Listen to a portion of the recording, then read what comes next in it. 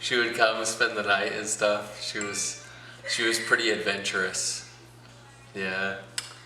I was young and wild. What were you thinking? What were you thinking? No. Why didn't you say yes? What were you thinking?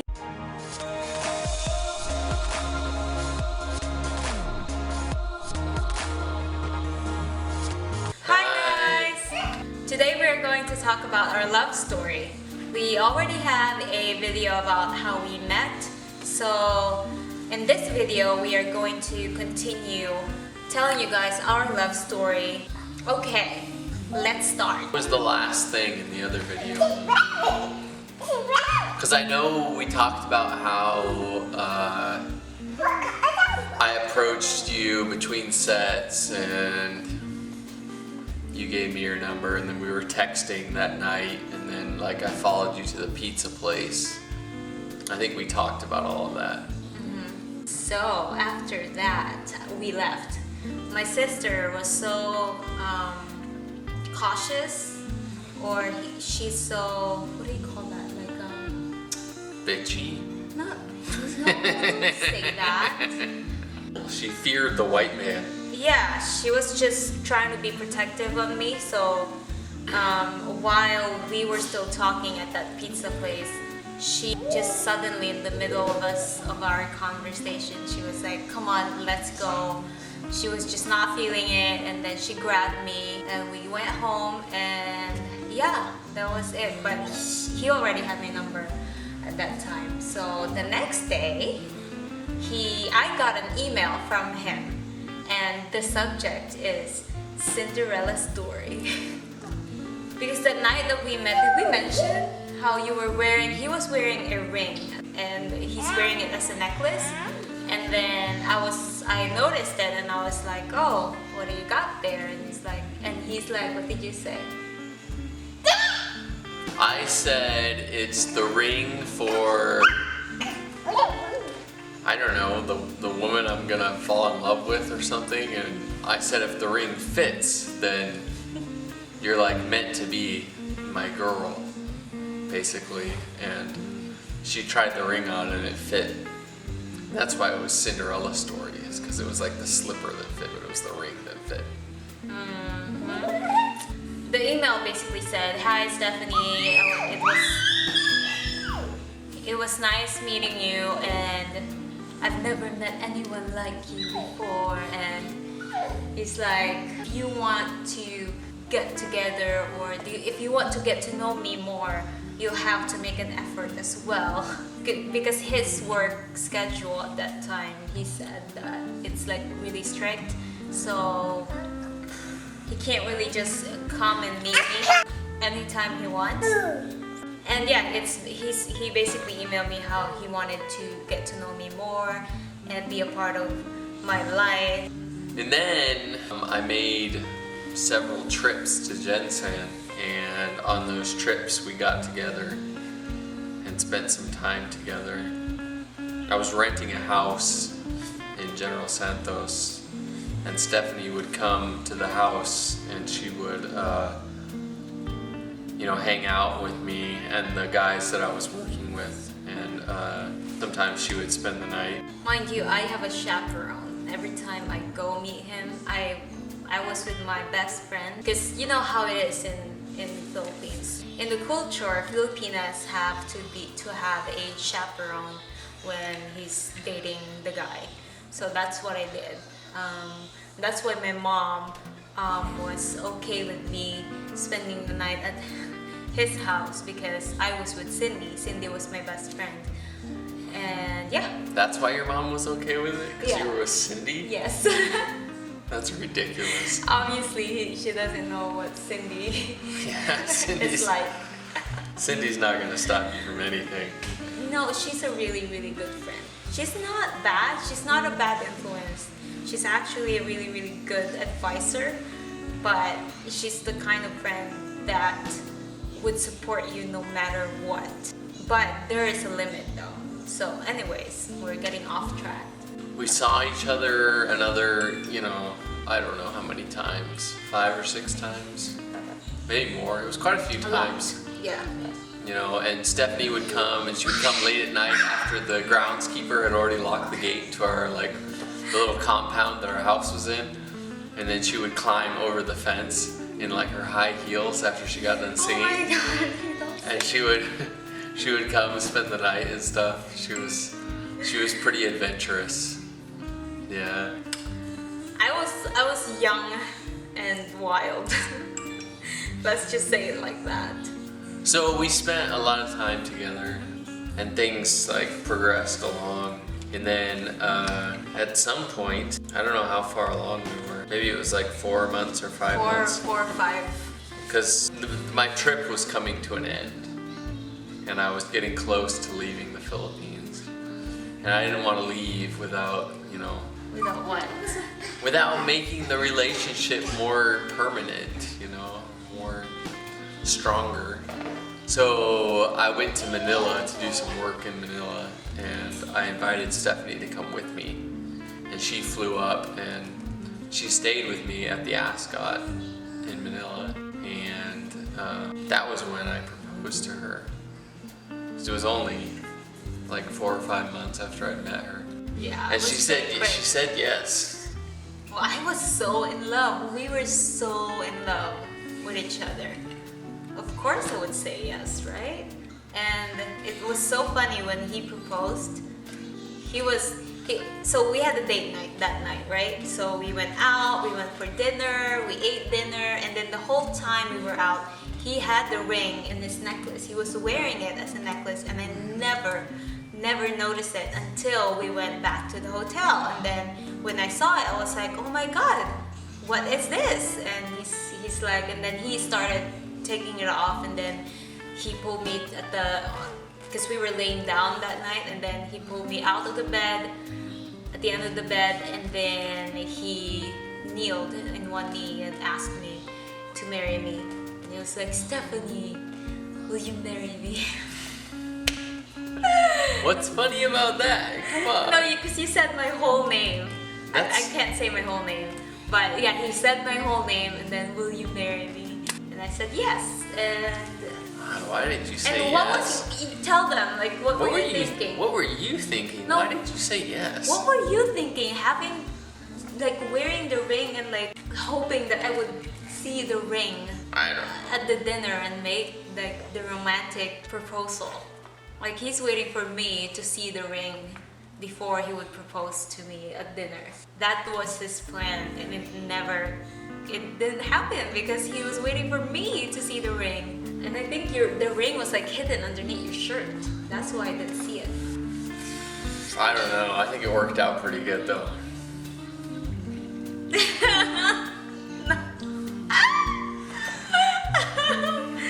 Anyways, it's not about, you know, how big the proposal is. It's about the thought.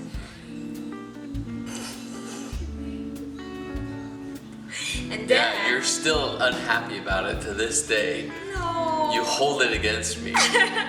I can tell. It's like a grudge. It's not a grudge.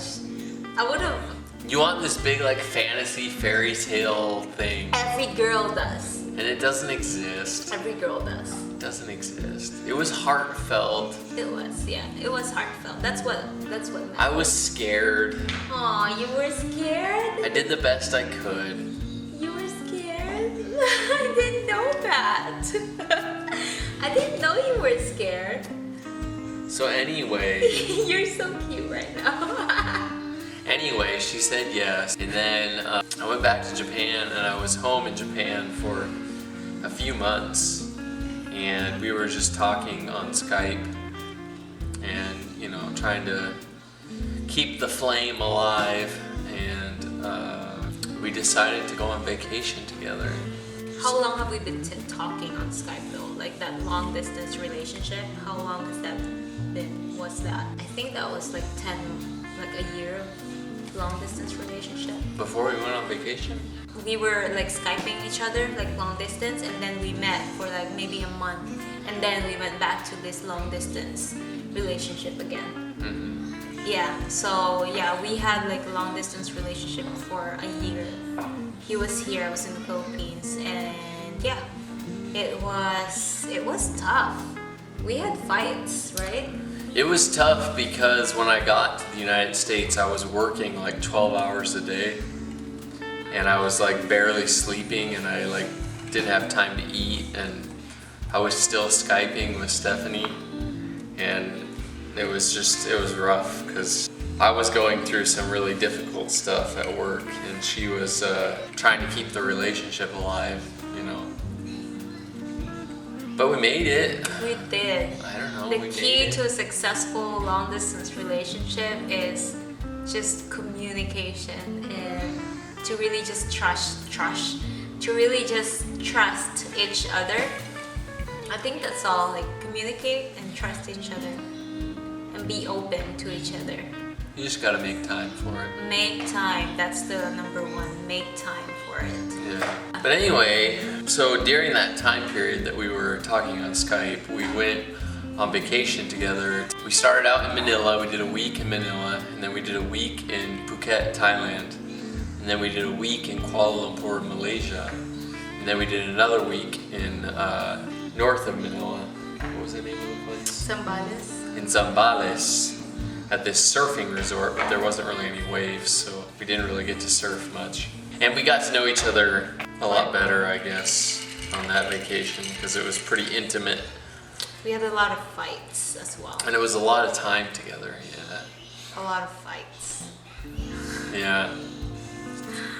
Yeah. Yeah, early on in the relationship, we had a lot of Yeah. we had a lot of fights and stuff. It wasn't perfect at all. It wasn't like this. Like there was a lot of bumps and rocky road before we went to the.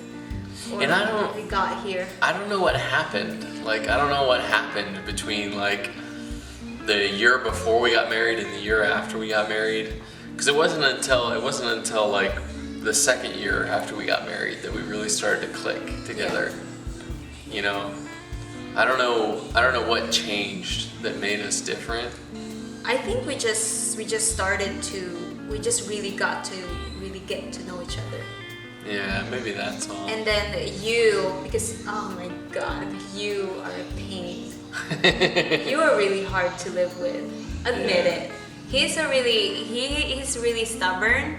He has really strong opinions, and he wasn't like this before. He's not this sweet guy that he is right now.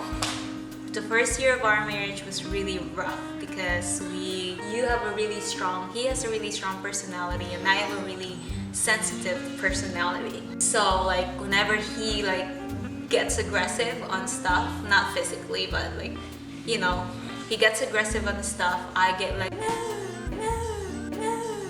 And I cried a lot in the first year of our marriage. The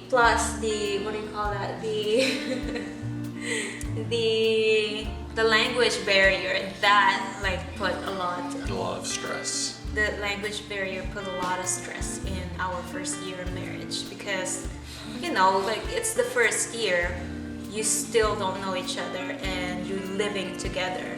Living together for the first time was rough. It's rough. Before, I still don't know how to express myself in the language, in English language. I still don't have the confidence to fully express myself. Whenever I have thoughts in my head, I just keep it to myself and I don't really share it with him. I guess that's one of the reasons why we argue a lot and fight a lot, and like there's a lot of like, it's messy. It's a messy first year of marriage. I had this huge expectation of like the things that you were going to be able to do and how you were going to do them. And I was constantly pushing you like as hard as I could to like learn to drive and to get a job and to get your social security card and to figure out, you know, like the ways of the American system and stuff. And I didn't really give you the time that you needed to conform to the systems here. And I really like pushed it. The camera stopped recording. Alright, where were we? Yeah, it wasn't all your fault. I had my fair share of, you know, imperfections as well. Anyways, first year of marriage. So the year leading up to our marriage was a lot of long distance communication, and the last 6 months before we got married, I was like super busy, and it put a lot of stress on our relationship. But then Stephanie came to the United States, and I was doing good at my job, so the stress was less. But dealing with having Steph in the house and trying to take care of her and like help her to get her driver's license and her social security card and all of these things while I was brand new at my job was really tough. And then that year, I guess, was probably like the worst year that we had after we got married, because I was like really demanding and kind of an asshole, and Steph was really emotional and missing home, and you know, yeah, it was rough. I don't even know what to say about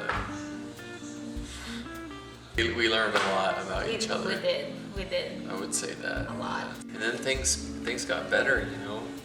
Things got better when I started to have a job, I guess. I guess you can't really tell. You can't like point a date, or you can't point a specific moment in your life when that, I don't know, when the relationship got better, because it's a gradual thing that happens through time. It's not like an overnight process. Yeah, but by like the third year that we were married, I think we were really happy. Yeah. And I don't know what exactly happened in between there, but I guess we just got to know each other enough, and we figured out the good things. And Okay, what were the things that you learned about me? when you're really angry, you don't like anybody to talk to you. You just want to be left alone. When you are concerned about your family, nothing else matters. That's like your top priority when you care about your family. And you will never accept anything but the best for the kids. Do you want to know what I've learned about you? Sure. I've learned that you're a very strong person. I've learned that you're like this rough and tough outside, but really on the inside, you're the sweet little boy that just wants love. I've learned that if there's like a topic or a subject that we need to talk about, he needs time to think about it first before like speaking about it. Like you'd rather like pause and stop and like analyze the subject and then start talking. But with me, I like want to figure it out while we're talking, you know? Yeah. And I've learned that he doesn't like chocolates. I don't know why. Alright, tips and advice on our viewers who are just in their new relationship. Oh, tips and advice. Something happens when you get like upset at your partner, where like they can go from being on your team to being someone that you like hate and despise. And it can happen in like a matter of minutes. And you have to find a way to remember that they're on your team. Remember the good times when you're having bad times. Yeah, remember what they mean to you. And try to treat them with respect even when you hate them. yeah, respect is very important in marriage. Just don't let yourself get carried away in the moment. Yeah, don't let your emotions get control of you. Yeah. And marriage is work. It's something that you guys have to work together. No, how do you say it? It's something that you have to work for. And it's a constant choice. Marriage is something that you have to remind yourself to choose your husband or your wife. It's a conscious choice. Marriage is something that when things get hard, it's not something you can just walk away from. It's not something that you test. It's something that you work on and you improve, and it will teach you a lot of things about yourself. Marriage will teach you a lot of things about your husband or your wife. Marriage will teach you a lot about life. That's what's so great about marriage, is that even when you hate your spouse, you still love them. And even when you're like pissed at them, you're still just getting to know them better. Yeah. And they mean more to you even after you hate them. Yeah, marriage is full of surprises too. You will never ever get to know a person, even though you guys have been together for 10 years. There's always going to be a surprise. Your spouse will always surprise you. He could be coming out of the room with his pants down ankle and dancing the twerk or something. Alright guys, I hope this video helped you and I hope you enjoyed watching our video. And yeah, we'll see you guys next time. Bye! Bye-bye! Subscribe! Boop. Bye! You wanna say hi together? Hi! Together! Well, you're supposed to say it when I say it. Well, you're supposed to... Hi! You're supposed to say, okay, 1, 2... Well, nobody wants to hear the counting. Kumusta kayo? Get to know a guy. Don't kick the camera. That's my bad. Quail! Is there a quail outside there? You see it by the Oh, gate? it's so cute. It's got a little thing on its head. I love those quails. Like, what is that? It's like a Anyway. signal antenna. If there's a predator. That's what it's for, yeah. Yeah. It's a signal antenna.